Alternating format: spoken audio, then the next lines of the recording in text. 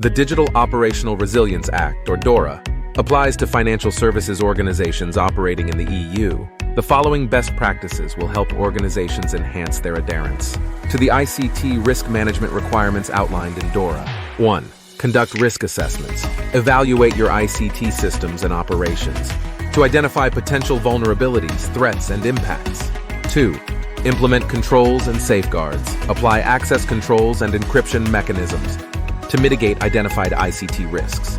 3. Enhance cybersecurity measures. Defend against cyber risks with multi-factor authentication, network segmentation, and intrusion detection systems. 4. Establish incident response capabilities.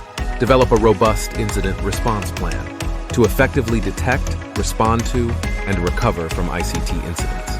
5. Pursue continuous improvement. Regularly review and enhance policies, procedures, and controls for ongoing ICT risk management. For more DORA compliance best practices, visit www.kiteworks.com.